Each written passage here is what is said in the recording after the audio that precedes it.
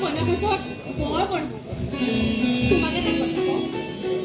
আজিৰ পৰা এইখন ঘৰ তোমাৰ আৰু দাদাৰ সকলোবোৰ দায়িত্ব আজিৰে পৰা তুমি ল'ব লাগিব দাদা আমাৰ বৰ মৰম এইখন ঘৰৰ বাবে দাদাই সকলোবোৰ কৰিব পাৰে তুমি দাদাৰ তোমাৰ দাদা ক'ত লগৰ বন্ধুবোৰক মাতিবলৈ গৈছে নেকি আহিব দিয়া অকণমান নাম কি হ'ল কি কৈছা তুমি কি বুজাব বিচাৰিছা নব ইমান চিৰিয়াছে ক'লা যে মই ধেমালিহে কৰিছো ধেমালি কৰিবলৈ মই তোমাৰ সমনীয়া নহয় আদাৰৱাইজ তোমাৰ দাদাই মোক এইখন ঘৰে বিয়া কৰাই দিছে আৰু সেইটো সম্পৰ্কে মই তোমাৰ নব বুজি পাইছা নহয় সামান্য ধেমালি এটাক লৈ কিমানখিনি কৈছে নহয় ধেমালি কৰিবলৈ মই তোমাৰ সমনীয়া নহয় ডাঙৰ সৰু বুজি নোপোৱাবোৰে মোৰ লগত তৰ্কত লিপ্ত নহ'লেই মই সুখী হ'ম মই জনা নাছিলো এনেকৈ এখন কালচাৰ বুজি নোপোৱা ঘৰত মোক বিয়া দিব দাদাৰ কথা শুনি থাৰ্ড ক্লাছৰ সৈতে সম্পৰ্ক কৰি নিজৰ জীৱনটো বৰবাদ কৰি পেলালে সেইবোৰ তুমি কি কৰাইছা নব মই মানি লৈছো মই তোমাক সেইখন কথা ক'ব নালাগিছিল মই ধেমালি কৰাটো মোৰ ভুল হৈছে কিন্তু ইয়াৰ অৰ্থ এইটো নহয় যে তুমি আমাৰ ঘৰখনক অপমান কৰিবা মই তোমাক বাধ্য কৰিছো নব এইবোৰ কথা ইয়াতে সমাপ্ত কৰা মানুহে শুনিলে কি বুলি ক'ব নব এইবোৰ বেয়াৰ ফালে ঢল খাব প্লিজ নব বেয়াৰ ফালে যাব মানে মই ঠিক বুজা নাই নে তুমি মোক দুখী হৈ যাব বিচাৰিছা হ'ব নব আৰু নকবা প্লিজ এক মিনিট ভৱিষ্যতে এইটো ৰুমত প্ৰৱেশ কৰাৰ আগত দুৱাৰত নক কৰি সোমাবা কাৰণ এইটো ৰুম এতিয়া এজন বেচেলাৰ ল'ৰাৰ নহয় এহাল স্বামী আৰু স্ত্ৰীৰ পুৰণি কথা মই কোৱা কথাখিনি মনত ৰাখিলে মই বৰ সুখী হ'ম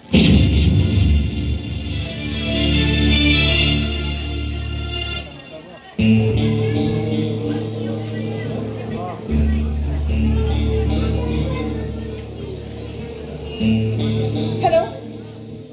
কি কৰিছা ইমান পলম কিয় হ'ল মই তোমাৰ কোনো কথা নুশুনো ৰুমত সোমোৱা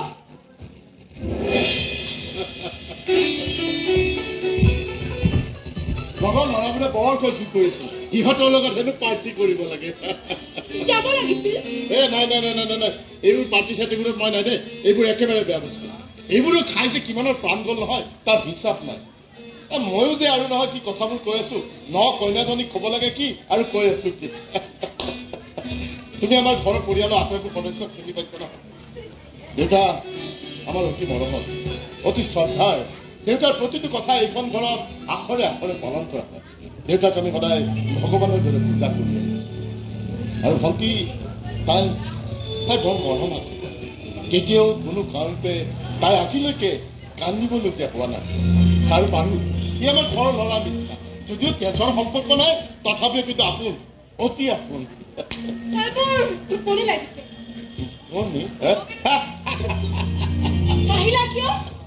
নহয় হঠাৎ তুমি টোপনি বুলি ক'লা যে সেইকাৰণে হাঁহি উঠি গ'ল শুনা আজিৰ পৰা আমাৰ দায়িত্ব বাঢ়িল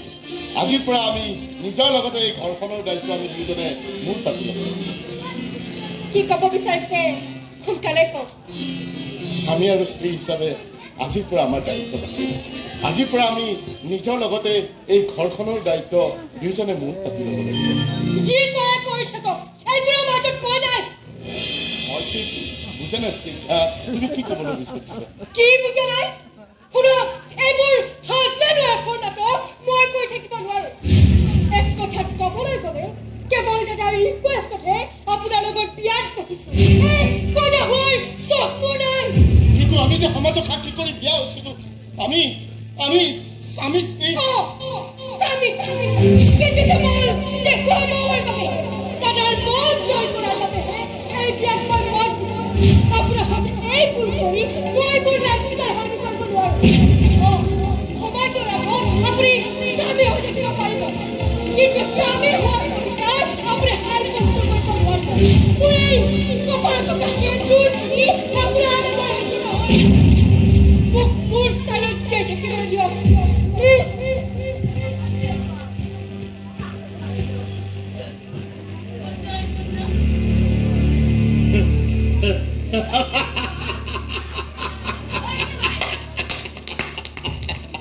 বাহ স্নিগ্ধ কাকতি বাহ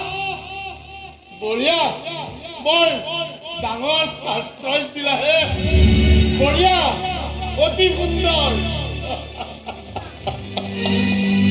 পত্নী হবা কিন্তু স্বামী হোৱাৰ অধিকাৰ সাব্যস্ত কৰিব নোৱাৰো কপালত সেন্দুৰ ল'বা কিন্তু সেন্দুৰখিনি তুমি মোৰ নামত নোলোৱা ঠিকে আছে দিয়া তুমি যেনেকৈ থাকি ভাল পোৱা তেনেকৈ থাকা মাত্ৰ মোৰ এটা কথা তুমি ৰাখিবানে কি কথা তুমি যিমানবোৰ চুক্তি মোৰ লগত কৰিলা এই চুক্তিবোৰ যাতে এই ৰুমটোৰ ভিতৰতে সীমাবদ্ধ হৈ কেনিবাকৈ যদি এই কথাখিনি দেউতা আৰু ভণ্টিহঁতে ইহঁত ভাঙি চিঙি ঠাণ্ডা এই ঘৰখন ভাঙি চিঙি চুৰমাৰ হৈ যাব তুমি সঁচা পত্নী নহলেও মিছা পত্নী হোৱাৰ পৰা তুমি মোক বঞ্চিত নকৰিবা হা মই তোমাক হাতযোৰ কৰিছো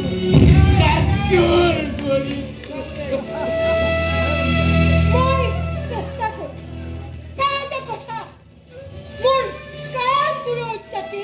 কোনেও বাধাৰ প্ৰাচী হৈ থিয় নিদিয়ে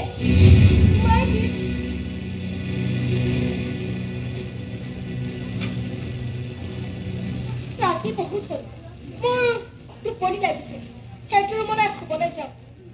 গুড নাইট